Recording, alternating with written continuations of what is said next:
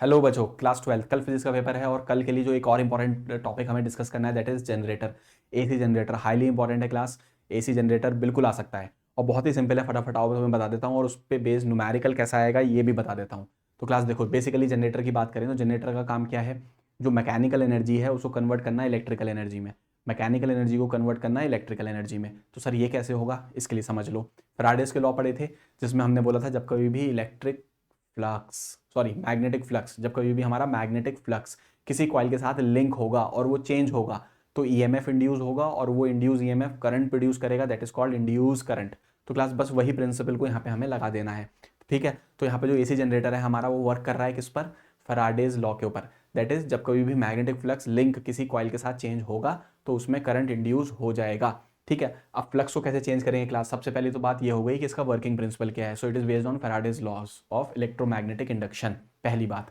दूसरी बात, यहाँ पर इसका डायग्राम बनाने को आएगा, डायग्राम तुम्हारे सामने है, यहाँ पर क्लास बहुत ध्यान से देख सकते हो। दो हमारे पास मैग्नेट के पोल्स हैं, नॉर्थ पोल और साउथ पोल, जिसकी वजह से हमारे पास एक मैग्नेटिक फील्ड होगी जो नॉर्थ पोल से साउथ पोल की तरफ होगी कुछ इस तरीके से। ठीक है, तो यहाँ पर हमारे पास मैग्नेटिक फील्ड होगी from north pole to south pole, ये रही। ठीक है, तो ये हमारे पास बच्चों मैग्नेटिक फील्ड हो गई, दिस वन बी।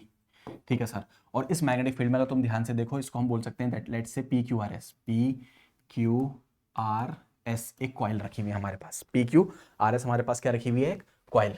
तो इस तरीके से हमारी मैग्नेटिक फील्ड है और इसमें ऐसे ही कॉइल रखी हुई है। अब हमने क्या करा बच्चों, इसको किसी मैकेनिकल मीन्स के थ्रू इस कॉइल को घुमा दिया। अब होता क्या है, जब कभी भी किसी मैग्नेटिक फील्ड में रखी हुई कॉइल घूमती है बच्चों, क्या करती है, घूमती है, तो उसके साथ जो लिंक मैग्नेटिक फ्लक्स है वो चेंज होता है, मैग्नेटिक फ्लक्स जो उसके साथ लिंक है वो चेंज होता है। अब अगर मैं तुमसे पूछूं बताओ फ्लक्स का फॉर्मूला क्या होता है, तो इसके जनरेटर के जो अपना क्या कहते हैं कंस्ट्रक्शन है, तो कंस्ट्रक्शन में लिख देना, दो मैग्नेट के पोल है, north north pole south pole, जिसकी वजह से मैग्नेटिक फील्ड होगी from north pole to south pole. एक हमारे पास रेक्टेंगुलर फ्रेम वाली कॉइल है पी क्यू आर एस। ठीक है, P Q R S coil हो गई हमारे पास, ये रहा बच्चों देखो कॉइल हो गई। उसके बाद हमारे पास ये लाइन, इसको एक्सल बोलते हैं, इस एक्सिस पे कॉइल घूमने वाली है, इसको किसी मैकेनिकल एजेंट के थ्रू हम घुमाएंगे। उसके बाद हमारे पास ये वाले जो कंपोनेंट होते हैं ये हमारे कहलाते हैं स्लिप रिंग्स, नाम लिख देना। और इन स्लिप रिंग्स से हमारे ब्रशेस जुड़े होते हैं, ये वाला और ये रहे कार्बन ब्रशेस, और उनसे हमारे स्प्रिंग लगे हुए हैं, ऑल्टरनेटिंग ईएमएफ यहाँ पे जनरेट होगा इसके एंड के अक्रॉस। तो इस डायग्राम के अंदर जो जो नाम तुम्हें नजर आ रहे हैं उसको तुम्हें कंस्ट्रक्शन के अंदर लिख देना है। तो सबसे पहले जब एसी जनरेटर आएगा तो लिखोगे इसका working principle, it works on Faraday's laws of electromagnetic induction. फिर इसका लिखोगे कंस्ट्रक्शन, कंस्ट्रक्शन में डायग्राम बनाओगे और जितने भी कंपोनेंट हैं उनके नाम लिख दोगे। सर बहुत बढ़िया। फिर तीसरा आती है इसकी थ्योरी, जो मैं तुम्हें बता देता हूँ। अब देखो क्लास, यहाँ पे इसकी थ्योरी की बात करें तो इसकी थ्योरी में सबसे पहले देखो ये यहाँ पर कॉइल घूम रही है, तो लेट से यहाँ पर ये जो कॉइल घूम रही है, ये वाली ये कॉइल जो घूम रही है, ये घूम रही है ओमेगा से। ठीक है, ओमेगा इसकी एंगुलर वेलोसिटी है या एंगुलर फ्रीक्वेंसी ओमेगा, तो ओमेगा को हम लिख सकते हैं थीटा अपॉन टी। ठीक है, तो यहाँ से हमारे पास थीटा आ जाएगा ओमेगा टी। एक बात तो ये ध्यान रखनी है। उसके बाद इसके साथ जो फ्लक्स लिंक होगा उसका फॉर्मूला होगा बी ए कॉस थीटा, सर बिल्कुल होगा बी ए कॉस थीटा। तो फ्लक्स यहाँ पर बी ए, थीटा की जगह लिख देंगे हम ओमेगा टी, सर बिल्कुल लिख देंगे। फिर हमें पता है फैराडेज लॉज, इंड्यूस ईएमएफ जो होता है वो होता है माइनस का d phi by d t, sir बिल्कुल होता है। तो ये हो जाएगा माइनस बी ए। अब क्लास डिफरेंशिएशन होगा कॉस थीटा का, यानी कॉस ओमेगा टी का, तो कॉस का डिफरेंशिएशन होता है माइनस, तो माइनस माइनस प्लस हो गया, और कॉस का होता है साइन ओमेगा टी, लेकिन टी के साथ यहाँ पर ओमेगा है तो ये इसका मल्टीप्लाई में आ जाएगा। जब हम डिफरेंशिएशन करते हैं टी के रेस्पेक्ट में तो टी के साथ जो कोफिशिएंट है वो मल्टीप्लाई में आ जाता है, तो ई बराबर आ गया B A W sine omega t, sir बहुत बढ़िया। For n number of turns, for n number of turns, अगर n नंबर ऑफ टर्न्स होंगे तो इसको n से मल्टीप्लाई कर लेंगे, तो ये हो जाएगा नवाब। मेरा याद करने का तरीका है नवाब, NWAB, नवाब साइन ओमेगा टी, तो ये आ गया नवाब sine omega t induce EMF. अब अगर मान लो ये वाली जो कॉइल है PQRS ये रेजिस्टेंस ऑफर कर रही है कितना R, तो यहां पर करंट की इक्वेशन हो जाएगी Ohm's law E by R। तो करंट आ जाएगा E की इक्वेशन है नवाब साइन ओमेगा टी अपॉन में कितना R, तो यहाँ पे नवाब डिवाइडेड बाई R, ये इसकी मैक्सिमम वैल्यू हो गई करंट की, which is I not sign omega t. तो ये हमारी करंट की इक्वेशन आ गई, ये हमारी वोल्टेज की इक्वेशन आ गई। दोनों वोल्ट इक्वेशंस को ध्यान से देखो, दोनों फंक्शन किसका है बच्चों, साइन का। किसका फंक्शन है, साइन का। तो अगर इसका ग्राफ बनाने को आ जाए तो हम वो भी इजीली बना सकते हैं। सर कैसे बनेगा, देखो ये x हो गया, ये y हो गया, साइन वाला ग्राफ खींच देना, ये रहा।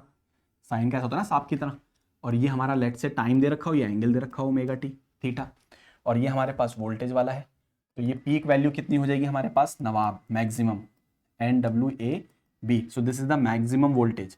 अब देखो मैक्सिमम पे नाम पे सुन लो क्लास, यहाँ से न्यूमेरिकल भी आ सकता है कल पेपर में। न्यूमेरिकल अगर इस पर आ जाए तो घबराना मत, सबसे पहले गिवन निकाल लेना। क्या निकाल लेना, गिवन। और उसमें पूछेगा मैक्सिमम वोल्टेज, तो मैक्सिमम वोल्टेज कौन किससे मिलने वाला है, नवाब, नवाब NWAB। सर एन कौन है यहाँ पर, नंबर ऑफ टर्न्स, ठीक है, नंबर ऑफ टर्न्स। उसके बाद सर डब्ल्यू कौन है यहाँ पर, वही एंगुलर फ्रीक्वेंसी, पहचान रेडियन पर सेकंड होगा। हो सकता है इसकी जगह फ्रीक्वेंसी दे रखी हो, तो ओमेगा को लिख सकते हैं 2π/f, 2π/f हो, ठीक है ना। तो यहाँ से निकाल लेना। उसके बाद ए का यहाँ पर क्या है, कॉइल का एरिया है सर, ठीक है, निकाल लेंगे। और बी कौन है यहाँ पर, magnetic field, magnetic field which is unit क्या होगी, टेस्ला। मैग्नेटिक फील्ड यूनिट क्या मिलेगी उसकी, टेस्ला या वेबर पर मीटर स्क्वायर, ठीक है। तो यहाँ पर ये हमारे पास ग्राफ हो गया इंड्यूस वोल्टेज और थीटा एंगल के साथ। करंट के साथ होगा वो भी सेम होगा क्योंकि साइन वाला ग्राफ है, ठीक है बच्चों। तो यहाँ पर ये जनरेटर को मैंने क्विक फॉर्म में कराया क्लास, क्योंकि कल पेपर है, नहीं तो अच्छे से 10-15 मिनट में करा देता, लेकिन अभी इतना हमारे पास टाइम नहीं है। जस्ट इसको क्विक फॉर्म में क्विक रिवीजन कर लेना है। तो सबसे पहले हो गया इसका working principle, it works on Faraday's laws of electromagnetic induction. फिर दूसरा पूछेगा इसका कंस्ट्रक्शन में इसका क्या करके आओगे, इसका पूरा ये डायग्राम बना दोगे, और इस डायग्राम के अंदर जो जो इंपॉर्टेंट पॉइंट्स लिखे हुए हैं, जो कॉम्पोनेंट लिखे हुए हैं उनके नाम लिख देना। उसके बाद इसकी थ्योरी में ये लिख देना पूरा, ठीक है। और थ्योरी के बाद लास्ट में वो डायग्राम बनाना है। इस पे न्यूमेरिकल आएगा तो सिंपल सी इक्वेशंस याद रखनी है हमारे पास। इक्वेशंस क्या क्या है हमारे पास, कि इंड्यूस ईएमएफ की इक्वेशन होती है नवाब साइन ओमेगा टी, ठीक है सर, याद रखेंगे। और करंट की होती है नवाब, नवाब divide by r sine omega t, ठीक है सर। ये दोनों इक्वेशन हम याद रखेंगे, बस दैट्स ऑल फॉर जनरेटर, ठीक है बच्चों।